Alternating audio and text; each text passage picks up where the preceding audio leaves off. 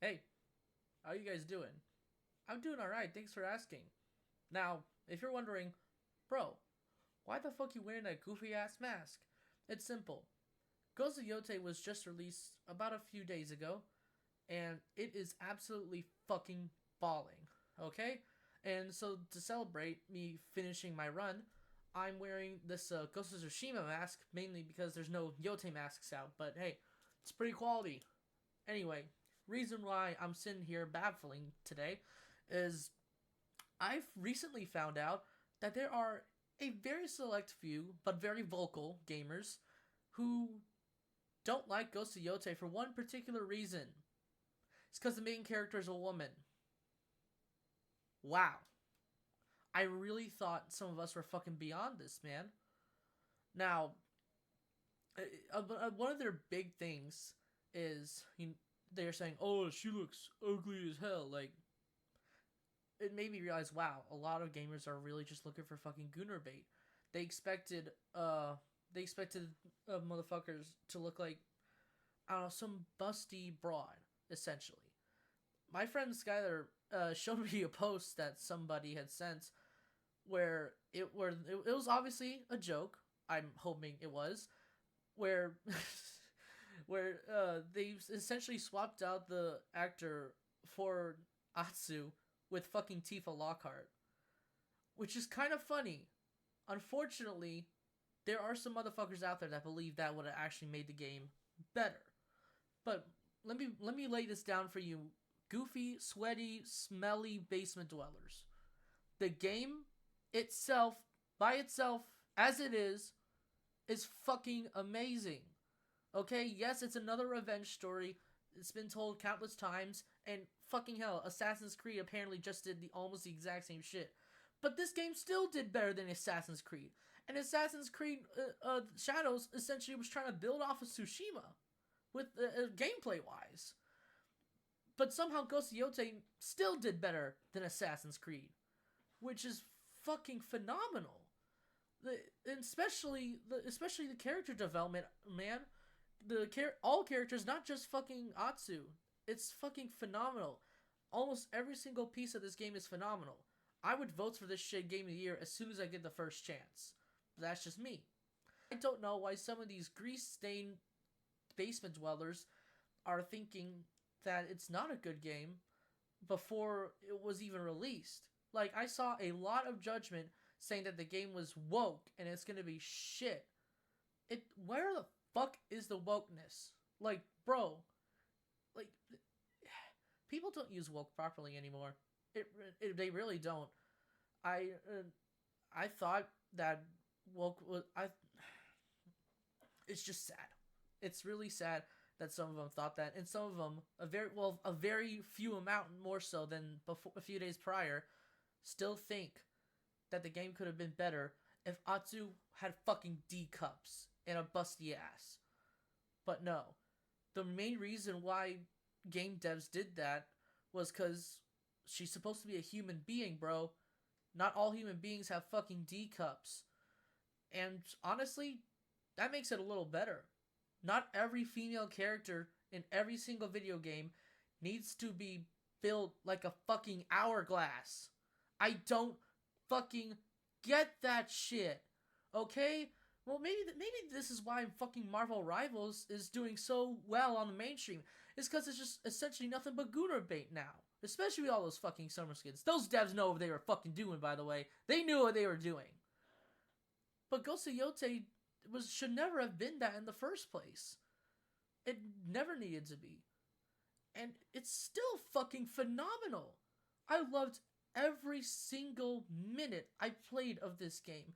Hell, I almost forgot to go to work one night because of this game. I just managed to get out of my chair and remember that I had a fucking alarm set. Looked at my little clock as it went off. I'm like, what? Shit, I gotta go to work. It was right before a pretty big battle too. But the game is still fucking fun. This game is fucking phenomenal. That's basically what I'm trying to say. It took Ghost of Tsushima and made it better gameplay wise. Not in Ghost of Tsushima, you're basically just a guy with a sword, right? I mean, still well written, well developed. He but he only had a sword. He had different stances to deal with different types of enemies, right? But now you still deal with those different types of enemies wielding different weapons, but instead of changing your fucking stance, like from holding your sword to this, you whip out a new weapon, which was definitely a plus for me. That's my big thing.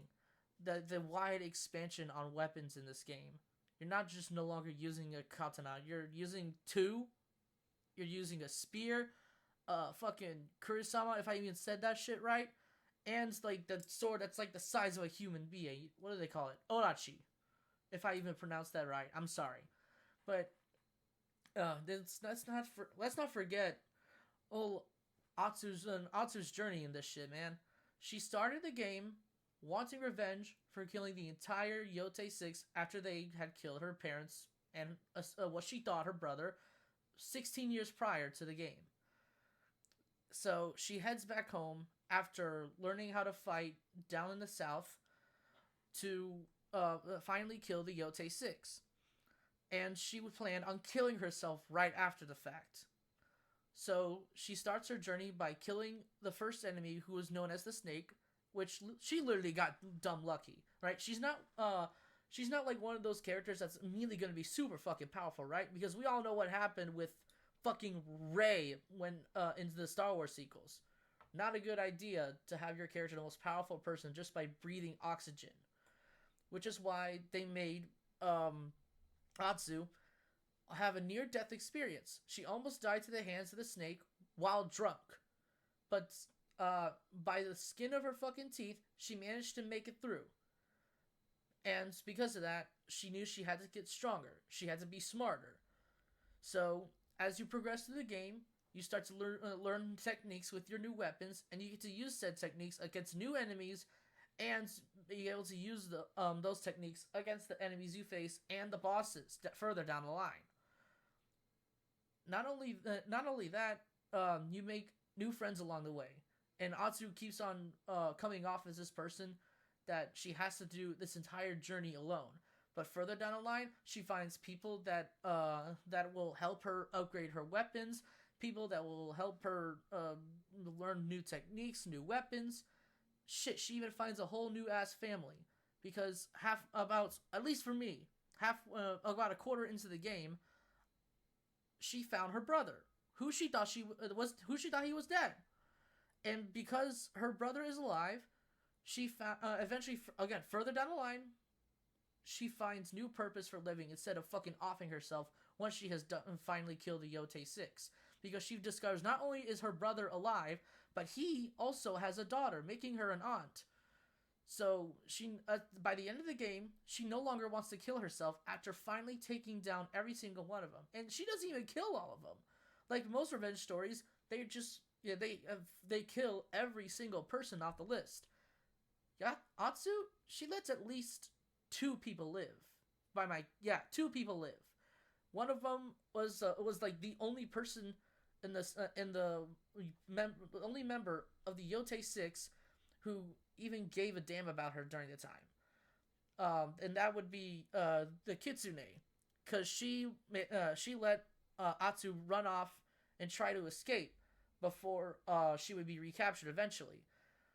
But the Kitsune, knowing the pain that comes with betraying the main villain, Lord Saito, she eventually becomes an ally for Atsu when she eventually does return to Ezo. Not only that, but there's also the second of Lord Saito's sons. I forget his actual name, but he was called the Spider. Both of Lord Saito's sons were there when her family was killed, and he also had an active part in getting his ass kicked, but his brother, the dragon, shot Atsu's brother, leading her to think that he was dead. So she kills the dragon eventually, but by that point, when she killed the dragon, Saito's clan had captured her brother and the Kitsune, who had befriended her at this point in the campaign. So because of that, she had to learn to let go of shit. So she eventually tracked down the Spider and kind of kicked his ass, but out of promise to bring back her family safe, she let the Spider go, So the spider shows her where they've been held. She was able to effectively save her family until until she fights Lord Saito at their house, and then Jubei dies in the process. But anyway, that's but the fact is, it's still a way, it's still a good story, and the game is fucking phenomenal visually, mechanically. It's I can't I can't put it into words how amazing it is. So you can imagine my surprise when, as soon as I finished my official campaign run, I started finding out that the main actress for this game faced backlash for the role for nothing, because the game hadn't even come out yet. They saw that and because she is apparently an LGBTQIA ally. Are those the proper letters? I don't fucking know. But nonetheless, she is a pride ally, which is not a bad thing. All right, and that whatever, she can support whoever the fuck she wants to support. But some people were shitting on her because of that. So they were thinking that the game was gonna be woke. I'm not gonna lie. Atsu is slightly gay coded, but I don't give a flying fuck, dude. I genuinely do not give a flying fuck. That's the least of my concerns when playing a game when playing these games. I don't know why some greasy fucking nut smelling jerkers think that she shouldn't be gay or shouldn't be, built like a normal human being, because a lot of them are fucking crashing out over the fact that her tits aren't bigger than her fucking skull, and it's pissing me the fuck off. It's also pissing me the fuck off that a lot of them saying that the game was going to be shit just because they had a gay person in the cast. This is why some gamers get a bad rep, alright? Because they're basically a bunch of fucking incels. And it pisses me off that some people had to say shit about this. But I just don't know, man. A lot of these opinions could have been some of them joking. I highly doubt that, though. And a lot of those opinions were made days before the game was released. Now, the amount of statements being made about the game sucking has gone down significantly after its release. However, there are still some to this day, which is bull fucking shit. Okay, this game is good. All right, it's not fucking woke. Stop using that goddamn word. You're just gonna ruin it for everybody. Okay, woke is dead. All right. Don't start calling shit woke just because it's slightly different. Or because the fucking main character's gender swapped and not a busty bimbo. Okay? I don't know why I had to say that, but fucking whatever. We live in that kind of world where someone gets shit on for being gay and not for looking hot. I just don't understand, man. I got no fucking clue. Alright? But whatever. At the end of the day, it's people like that who are just sad that they can't pull any bitches. So the closest thing that they can do is jerk out to hentai simulators that you can find on Steam sale. Thankfully, I'm not that sweaty or smelly. It's fucking weird, man. Those fucking games are weird. Anyway, that's basically all I had to say. Good night.